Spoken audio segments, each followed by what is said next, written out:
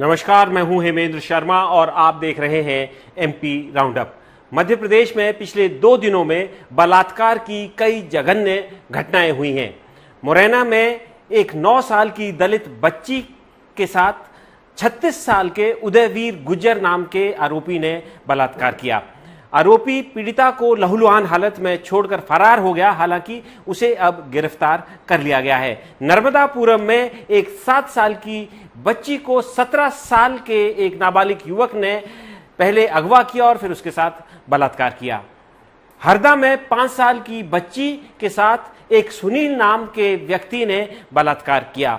और भी बलात्कार की घटनाएं पूरे मध्य प्रदेश में पिछले 2 दिन में हुई हैं, लेकिन हम अभी जिक्र इन्हीं 3 घटनाओं का इसलिए कर रहे हैं क्योंकि ये बच्चियों के साथ हुई घटनाएं हैं और मध्य प्रदेश देश का ऐसा पहला राज्य है जहां पर बच्चियों के साथ बलात्कार करने वालों के लिए फांसी की सजा का प्रावधान है। जब इस सजा का प्रावधान किया गया था उस समय मध्य प्रदेश के मुख्यमंत्री शिवराज सिंह चौहान थे और उस समय उन्होंने कोई फोरम नहीं छोड़ा इस बात के लिए क्रेडिट लेने के लिए कि मध्य प्रदेश पहला राज्य है कि बच्चियों के खिलाफ जहां पे बलात्कार होगा उन्हें फांसी दे दी जाएगी। लेकिन फैक्ट यही है कि आज तक एक भी व्यक्ति को, एक भी कॉन्विक्ट को फांसी नहीं दी गई है। क्यों फांसी नहीं दी गई है, इसके लिए कौन जिम्मेवार है? चाहे सरकार जिम्मेवार हो या जुडिशियल सिस्टम जिम्मेवार हो, लेकिन फैक्ट यही है कि फांसी नहीं दी गई है और समाज में भी इसको लेकर के कोई रोष नहीं दिख रहा है।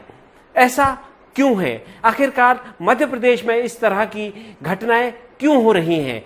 क्यों लगातार बच्चियों के साथ बलात्कार हो रहे हैं? क्यों फांसी की सजा का प्रावधान होने के बावजूद फांसी की सजा नहीं हो रही है? और एक सवाल उन लोगों के लिए भी जो अभी वेस्ट बंगाल में डॉक्टर के रेप के बाद वहां की मुख्यमंत्री का इस्तीफे की मांग कर रहे थे, वो मध्य प्रदेश में किसी का इस्तीफे की मांग क्यों नहीं कर रहे हैं? और इन तमाम सवालों पर बात करने के लिए, इस पूरे मुद्दे पर बात करने के लिए हमारे साथ इस समय मौजूद है senior journalist mister Deshdeep Saxena. Saxena ji, आपका बहुत बहुत स्वागत है। बहुत दुख की बात है कि मध्य प्रदेश में लगातार बच्चियों के साथ बलात्कार हो रहे हैं। कोई दिख नहीं रहा है, कोई होप नहीं है, कोई उम्मीद नहीं दिख रही है कि इन पे रोक लगाई जा सकती है। फांसी की सजा का प्रावधान है लेकिन फांसी हो नहीं रही है। कौन जिम्मेवार है इसके लिए? देखिए, सबसे पहले सरकार जी, फिर समाज जी। आपके जो ओपनिंग स्टेटमेंट है उसके आखिरी हिस्से से मैं अपनी बात शुरू करता हूं, जहां आपने बोला कि लोग वेस्ट बंगाल के चीफ मिनिस्टर के इस्तीफे की बात कर रहे थे। समस्या मुझे लगता है सबसे ज्यादा यही है कि अगर हम रेप को, बलात्कार को, यौन हिंसा को अगर हम राजनीतिक चश्मे से देखेंगे जी, तो मेरे ख्याल से इसका उत्तर कभी नहीं मिलेगा और जो घटनाएं हो रही हैं वो लगातार होती रहेंगी। सबसे बड़ी जरूरत है कि इस ऐसी घटनाओं को राजनीतिक उसको रंग ना दिया जाए, उस पर राजनीति ना किया जाए। और लेकिन मैं आपको बता रहा हूं, राजनीति ना की जाए और उसका राजनीतिक हल ना निकाला जाए।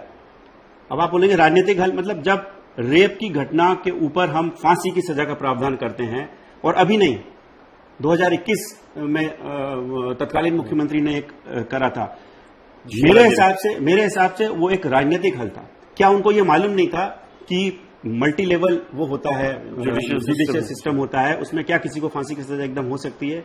उस समय जब आज की तारीख में समाज में या जुडिशरी में या दुनिया में, सभ्यताओं में फांसी की सजा को गलत माना जाता है जी। फांसी में लोग डिस्करेज कर रहे हैं उसको, लाइफ इम्प्रिजनमेंट की बात होती है।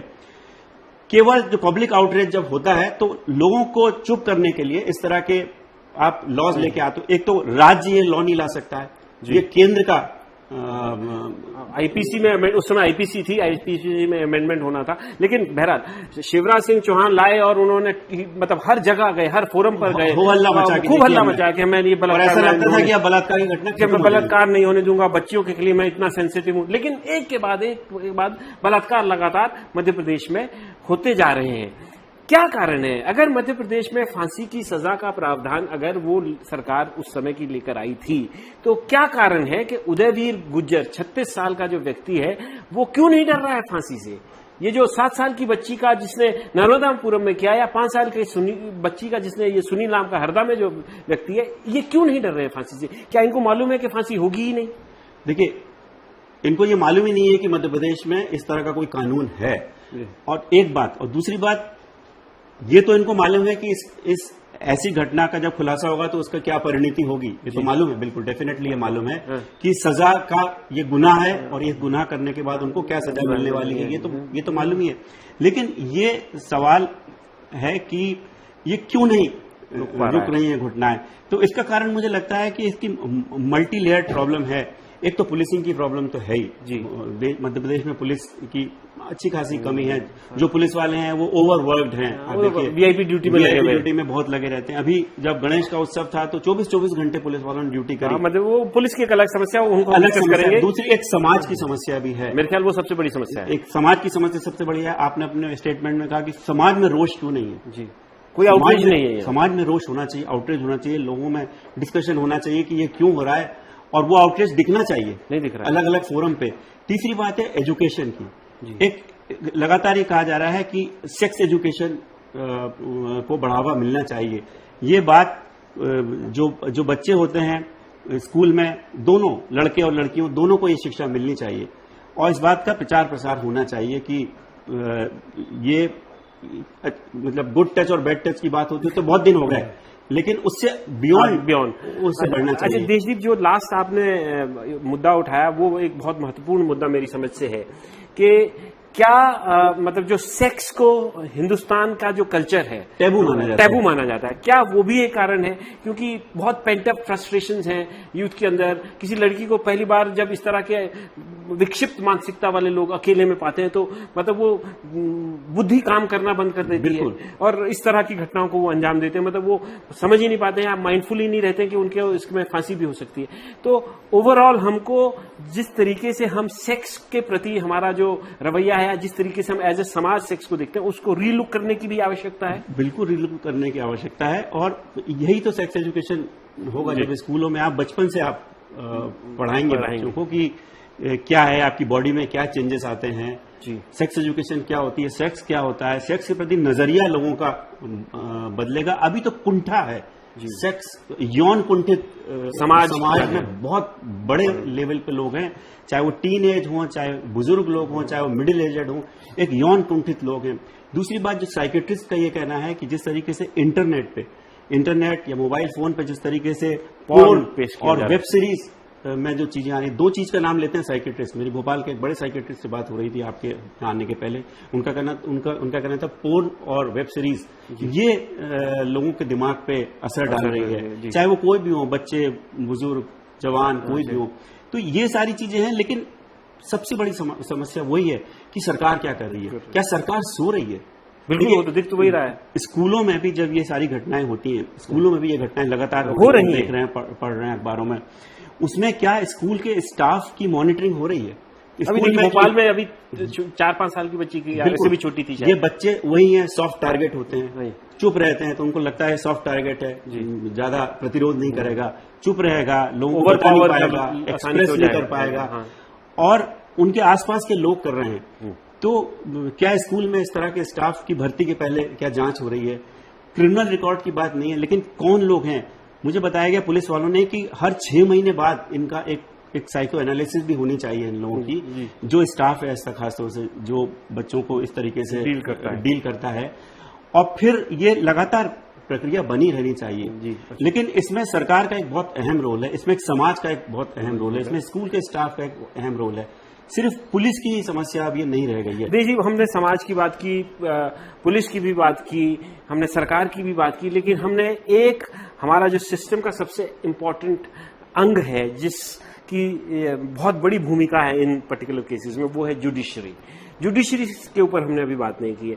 अब ये भी देखा गया है कि रेप केसेस में लोअर कोर्ट्स में जो ट्रायल कोर्ट्स हैं वहां पे तो सजा फास्ट ट्रैक कर दी गई है।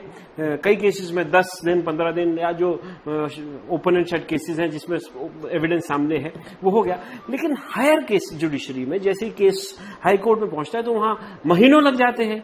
फिर उसके बाद चाहे गरीब से गरीब भी कोई मतलब एक्यूज या कन्विक्ट हो लोअर कोर्ट्स का, उसको रिप्रेजेंट करने के लिए भी कहीं से सुप्रीम कोर्ट में वकील खड़े हो जाते हैं। तो ये एक मतलब सिस्टम बना हुआ है कि किसी ना किसी तरीके से मतलब वो अपना अपना चला रहे हैं, अपना धंधा चला रहे हैं। तो क्या जुडिशरी को भी इसमें कुछ रिलुक करने की जरूरत है, सोचने की जरूरत है, आवश्यकता है? प्रायोरिटी तो सेट करनी पड़ेगी आपको कि कौन सा केस इंपॉर्टेंट है, कौन सा केस इंपॉर्टेंट नहीं। कई केसेस में आपको मिडनाइट में आपने देखा है कि सुनवाई होती है, हियरिंग होती है।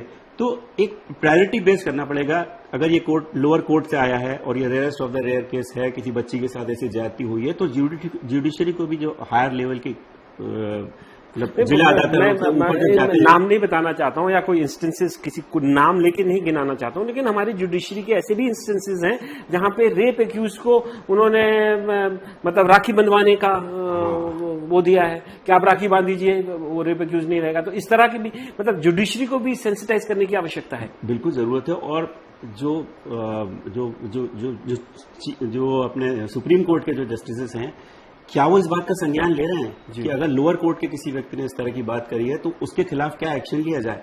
ये जनता भी देख रही है, अलग अलग केसेस में भी देख रही है कि जब जुडिशरी में नीचे के हिस्से पे अगर जो जज है उसने अगर कुछ ऐसा व्यवहार किया है जो बिल्कुल अलग लग रहा है, जिसको रीलुक करने की जरूरत है, जैसे आप सरकारी कर्मचारी को दंडित कर देते हो, तो वहां पे भी इस तरह वहां पे क्या दंड दिया जा रहा है? अगर पुलिस ने चार्जशीट फाइल नहीं करी है तो उसके ऊपर क्या दंड दिया जा रहा है? मुझे बताया गया करीब 4 करोड़ केसेस पेंडिंग हैं देश में अदालतों में। जी बिल्कुल, इतनी बड़ी पेंडेंसी है जी। लेकिन कहीं ना कहीं आपने सही कहा कि हमें प्रायोरिटी को तो देखना पड़ेगा ना, कि कौन सा केस महत्वपूर्ण है, कौन सा केस नहीं है, किसको फास्ट ट्रैक करना है, किसको लॉजिकल कंक्लूजन तक पहुंचाना। मेरा फाइनल सवाल आपसे, मतलब ये थोड़ा सा निराशावादी सवाल हो सकता है, लेकिन मैं ये जानना चाहता हूं कि क्या नियर फ्यूचर में, अभी आने वाले दिनों में कोई ऐसा एक कदम है जो ये सरकार उठाएगी या ये जुडिशियल सिस्टम उठाएगा या पुलिस उठाएगी जिससे ये बलात्कार रुक जाएंगे? देखिए, या नहीं हो सकता, ये संभव ही नहीं है? दिख तो नहीं रहा है, संभव नहीं है।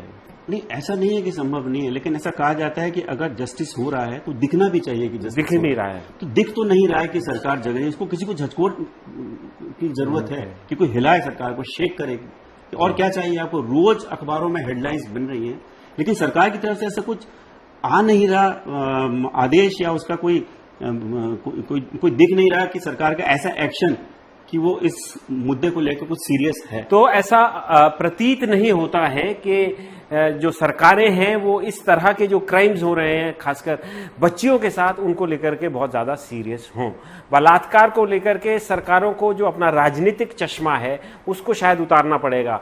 अगर किसी एक राज्य में किसी डॉक्टर के साथ बलात्कार हुआ है तो अगर वहां के मुख्यमंत्री के इस्तीफे की मांग हो सकती है, तो हर राज्य के मुख्यमंत्री के इस्तीफे की मांग होनी चाहिए जहां पर बच्चियों के साथ इस तरीके से गैंगरेप या रेप हो रहे हैं। लेकिन ऐसा हो नहीं रहा है और बड़े दुख की बात है कि कोई ऐसा इमीडिएट सॉल्यूशन इस बहुत सीरियस प्रॉब्लम के लिए हमारे पास या हमारे सिस्टम के पास दिख भी नहीं रहा है। एमपी राउंडअप में आज सिर्फ इतना ही। कल फिर मुलाकात होगी, तब तक के लिए थैंक यू, गुड बाय।